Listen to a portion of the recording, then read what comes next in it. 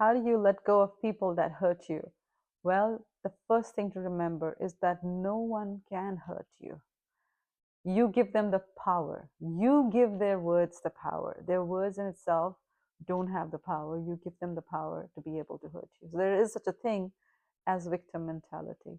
That and I don't want myself or anybody else to actually live with this, that someone has hurt me, because I am hurt is the other side of that narrative, and no one should have to live with that. And why should you have to live with that? Because you have the power of what gets in and out of your system, so you can block. So just kind of like, I hope you get my point when I say that no one can hurt you if you don't give them the power. That being said, we do get hurt. People, again, I'm acknowledging that it does happen, but try and see at that time that, 1 second, I have to remember what I was gonna. I forget. Oh yes, I remember. Okay, so I remember. Um, but here's the thing: we can't make, this question that, should I let go of people that hurt me? You cannot make hurt or pain the cause of or the reason for letting go of people. If someone's hurting you or paining you or doing something that's hurtful or painful, must communicate that to that person. Give everyone a chance. And in communicating to people, you give them a chance. Give them a chance. Let them know um, what the activity is and how it's affecting people around them. But you don't have to be hurt because that's their activity and it's affecting me. You see what I'm saying? The basis of our relationship should not be that this person hurt me, that person did not hurt me, so they're my friend. Because if you live like that and if you actually extrapolate it, you'll see you'll end up with nobody, because everyone's going to hurt you sometime or the other. Your parents will, your children will, your friends will, everyone will. So you can't just cut off people when they hurt you. You got to communicate it. And you have to have some strong inner boundaries, strong inner boundaries of what you let in and out, right?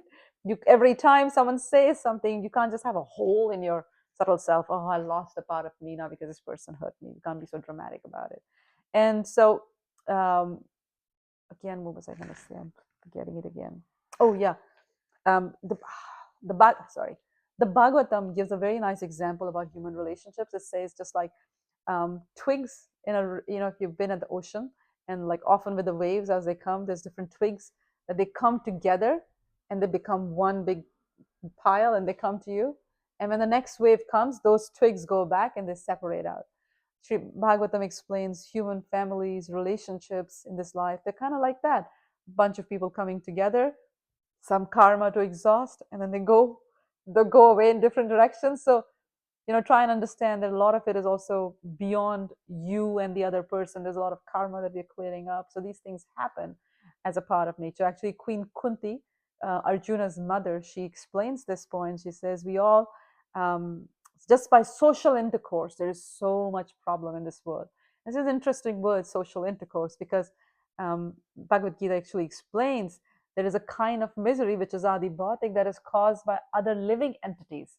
You may do nothing, you may be a really amazing person, but other living entities and other persons will come and cause distress for you. So there's our karma, there's other person's karma, all of that has to come and go.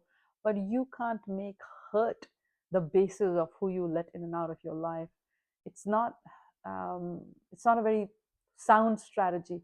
Better to decide what you want to do in your life. Better to find out what's your purpose, what you want to do, what you want to achieve in this life. And when we make Krishna and Krishna's service the center of our life, when what we talk about is Krishna and Krishna's service, automatically you will attract those people who are directed or inspired by that kind of wisdom, that kind of purpose. When you're talking about all kind of things, some people will come with you and talk about all kind of things, and other people will just not be interested in those kind of things but other kind of things, and then they'll criticize you and then you get hurt. So when the basis of your relationship is on this world, duality platform, is always going to be hurt and things. But if you make the basis of your communication and relationships Krishna's service, then things start to actually transform. You actually have a stable ground, formed relationships. Is there anything else that I said? Oh, there was one more thing, which is why actually the last point in the Bhagavad Gita, Krishna says, "Ya nisha sarva bhuteshu tasyam jagrati samyama." It actually says there is a time of awakening for the saintly people is a time of sleeping for the rest of the world, and the time of sleeping for the rest of the saintly people is a time of awakening for the rest of the world. And it's true, like, I might wake up at 4 a.m. in the morning to meditate, and somebody else might be coming back from a party at 4 a.m. in the morning to sleep. So or the other way around. So birds of a feather flock together.